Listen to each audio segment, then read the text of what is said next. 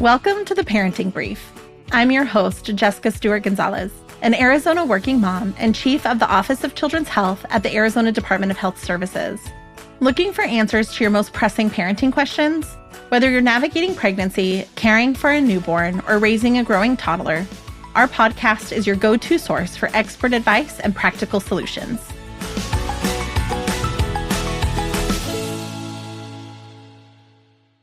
Thank you for joining me for another episode of the Parenting Brief. Safety should always be a top priority when you're behind the wheel, but driving with an infant or toddler in your back seat means there are additional things to consider. That's why we're talking about keeping your family safe in the car, whether you're on the highway or just pulling into your driveway.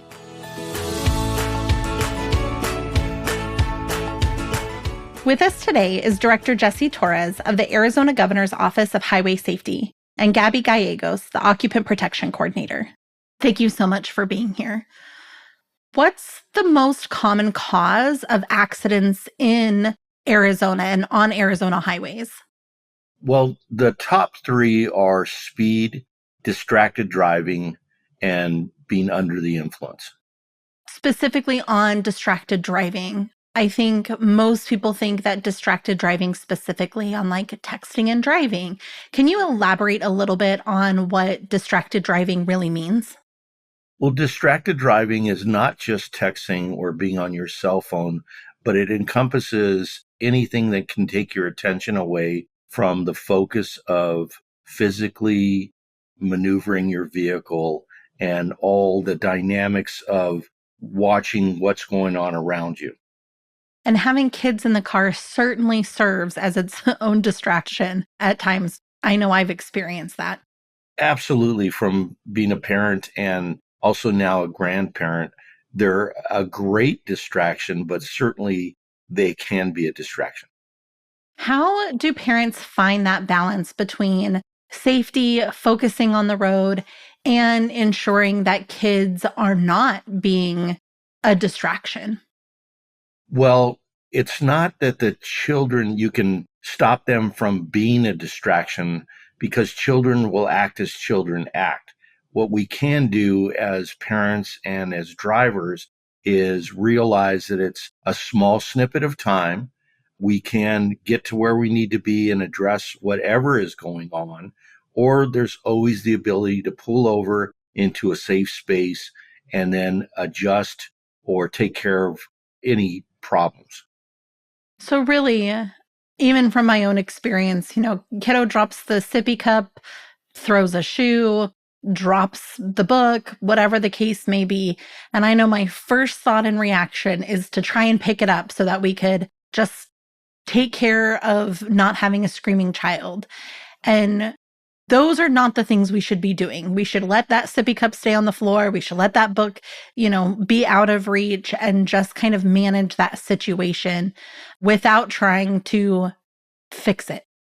That's absolutely correct. And if you weigh this in a scale or a balance, mental balance in your mind, the uncomfortableness or the child being upset for that amount of time versus getting into an accident where you or your child has to go to the hospital, we know where the balance of that is. And we just have to keep that in mind. Again, as a parent, as a grandparent, you want to make sure that your child or grandchild is happy all the time, 100% of the time. But that's just not realistic.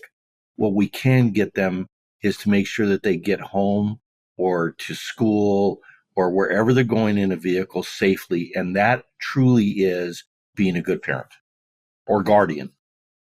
Everything loose in the car can become a projectile in a crash, but kiddos want to bring sippy cups, snacks, toys. Should parents keep those items out of the car, or is there a safer way to handle them? Yes, anything that is not tied down in a vehicle becomes a projectile. But again, realistically, we want to weigh those things with a sippy cup or snacks in a plastic baggie. Now, yes, it becomes a projectile, but with weight and physics, it's kind of a soft projectile. The sippy cups or toys, they do become hard projectiles. And what I would recommend is that you put them in the lower where the cars have the cutouts or the molding for water bottles or cups, I would put them down there only because they are lower. They won't hit the children in the face or the head or the body. And if they're going to come out of there, it's going to be at a lower level, won't impact the driver, things of that nature. I understand, again, with having kids and grandkids, but we have now become a society where we put the tablets in with the car seats and all kinds of stuff. And all those are projectiles. And we have to keep in mind the physics of that and the weight. Once you impact something, that tablet now is going 30, 40 miles an hour, whatever speed you were going, and stopped going. Are there things that parents can add to their car to prevent objects from becoming projectiles? There are, but you have to remember that any add-ons either to the car seat or your vehicle, the vehicle was not tested for those. And so the results may be different from the reports that are reported to the manufacturer and the US ADOT. And the same thing with the car seats. So some people will take a towel and put it around the child to kind of have the child sit upright, or put some cute little cushions in there, or a shawl that the grandmother knitted. That safety seat was not tested with any of those things in there. So they don't recommend that you put anything in there. You use it as it comes from the factory. And vehicles are the same way.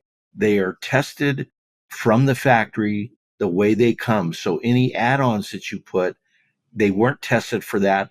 So that's how they can become projectiles, and sometimes lethal projectiles. Can you tell me a little bit about the Children Are Priceless Passengers program? I am going to let Gabby answer that question because she works with it quite a bit. She's, again, a mother and very well versed. So, well, we call it a CAP program, but Children Are Priceless Passengers. What that is, that actually started back in Tempe back in 1994 in partnership with our office. And what that is strictly just for child safety seat. And this is for either people that got citations or people that actually want to take the class out of, their own choice. It's a 2-hour class, and it teaches them the proper installation of a car seat. Because I know all of us went through it. When we put a car seat in the beginning, we're thinking we're putting it correctly, and we're really not. 4 out of 5 car seats are not properly installed. And that's what the class teaches you about. So that class teaches like a parent or a caregiver how to install the car, or is that for professionals to take that class? That class is for a parent or a caregiver. There is a small fee with the class, but sometimes it's waived because the majority probably can't pay that $35 fee. But at the end of the class, anybody that doesn't have a car seat, they do receive a car seat.